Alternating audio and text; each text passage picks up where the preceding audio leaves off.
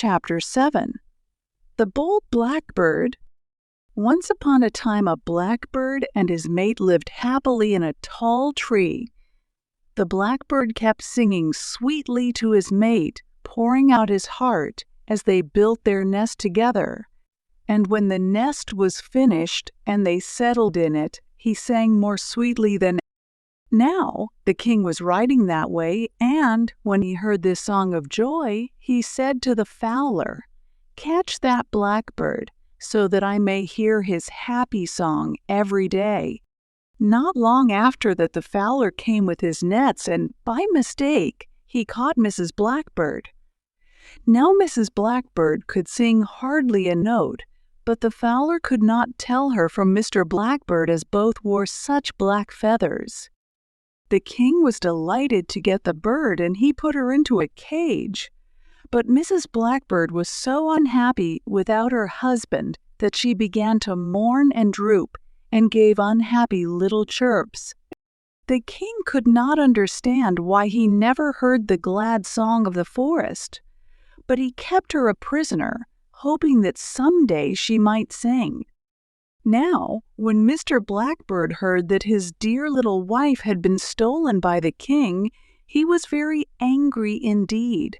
He made up his mind that he would go to the palace and make war upon the king, demanding that his wife be set free. So he got a long sharp thorn and tied it at his waist for a sword. On his head he put half a walnut shell for a helmet. He took the skin of a dead frog and put it on for armor, and the other half of the walnut shell he used, and so he marched away beating upon his drum to make war upon the king. As he walked along the road, beating upon his drum, he met a cat. "Meow, meow," said the cat. "Where are you going, Mr. Blackbird?" "I am going to fight against the king," answered the bold blackbird. "I will go with you and help you," said the cat, "for the king drowned my kittens, and I should like to help punish him." "Jump into my ear, then," said the bold blackbird, "and I will take you with me." So the cat climbed into the blackbird's ear, curled up and went to sleep. The blackbird marched on beating upon his drum. Further down the road he met some ants. "Where are you going, Mr. Blackbird?" asked the ants. "I am going to fight against the king," answered the bold blackbird, "for he has stolen my wife and shut her up in a cage." "We will join you," said the ants, "for the king poured hot water down our hole."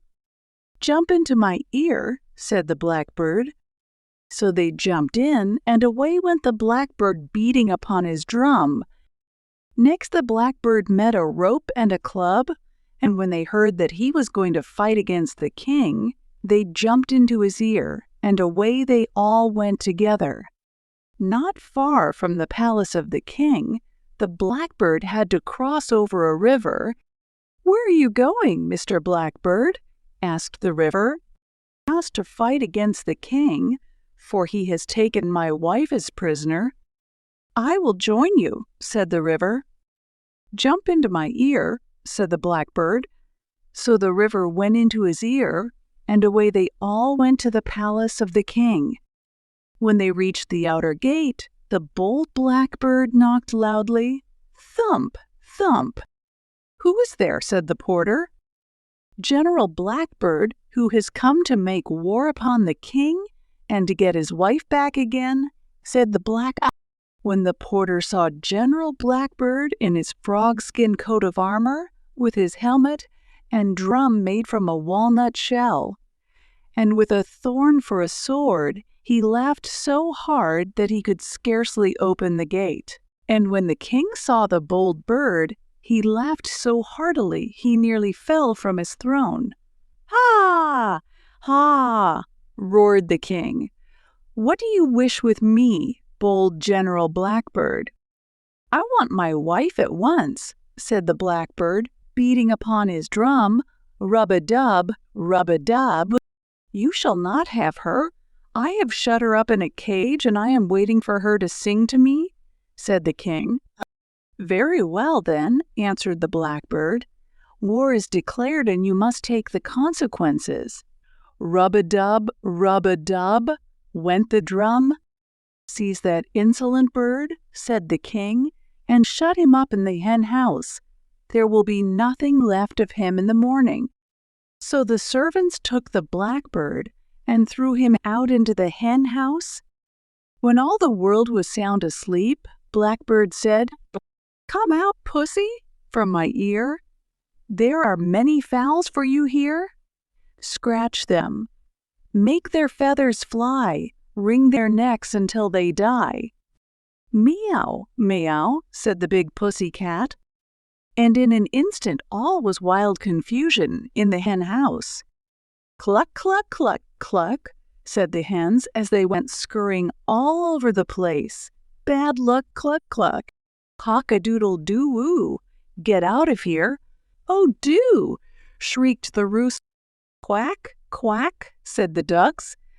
"Alack, alack." "Hiss, what's amiss?" hissed the geese. But the big pussy cat caught them all, scratched out their feathers, and soon made an end of them. Then she climbed back into the blackbird's ear, and they all went to sleep. The next morning, the king said to his servants, "Go and find the body of that insolent bird, and give all of my poultry an extra measure of corn."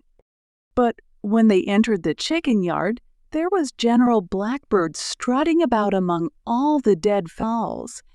The king was very angry when he heard about this, and he said, "Tonight you must shut that insolent bird in the stable among my prancing steeds. They will soon kick the life out of him."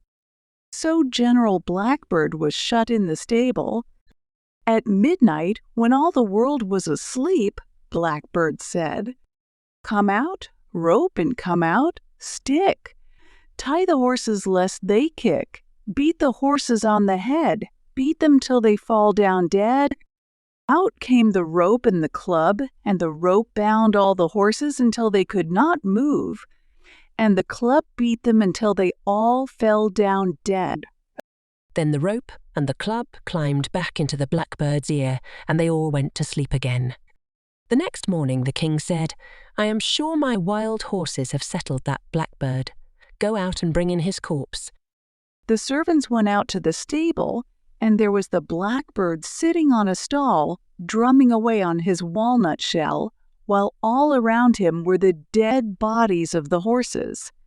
Now these horses had cost the king a great deal of money, and to have them killed in this way was more than he could stand. "That blackbird shall not trick me again," scolded the king. "I will kill him tonight, put him in with my elephants, and they will crush the life out of him." So that night the servants shut the blackbird up in the shed with all the big elephants. At midnight, when all the world was sound asleep, the blackbird began to sing, "Come out from my ear, you ants, come and sting the elephants. Sting each trunk and sting each head, sting them till they fall down dead." Then out came the swarm of ants from the blackbird's ear. They crawled inside the elephants' trunks. They burrowed into the elephants' brains. They bit them and stung them so sharply that the elephants all went mad and trumpeted wildly as they pushed each other about, tramping upon each other, until they all fell down dead. The next morning the king said to his servants, "Go and bring me the proof that the insolent blackbird is dead." But when the servants went out, there they found the blackbird playing upon his drum, while about him all the dead elephants were piled upon the ground. When the king heard this, he was furious, and he said, "I cannot imagine how he does this, but tonight you must tie him to my bed, and I will watch to see what happens." So that night General Blackbird was escorted to the king's bedroom, and there he was tied fast to the king. The king would not go to sleep, but kept awake listening to find out what the blackbird was doing. At midnight the blackbird began to sing, "Come out, river, from my ear. flow about the king's room here? Pour yourself upon his bed, drown the king until he's dead. Then out came the river, drip, drip, drip, pour, pour, pouring out of the blackbird's ear. It flooded the room. The chairs and tables began to float about. Then the king's bed began to float, and the king himself was wet. At last the king cried out, "Oh, good General Blackbird, stop the river. I will give you back your wife if you will only be gone and leave me in peace." So the blackbird stopped the river, took his wife, and they went back to their home. On the way, the blackbird took all his helpers out of his ear and put each one back where he lived. Taking off his helmet, he said, with a low bow, "My friends, my wife and I appreciate and thank you for your timely assistance. Without your aid, I should never have been able to overcome the enemy." Then the blackbird threw off his frogskin coat of armor, put aside his thorn sword, his walnut helmet, and his drum, and he and his wife flew back to their home in the tall tree. He sang her a sweet song, and they all lived happily ever after.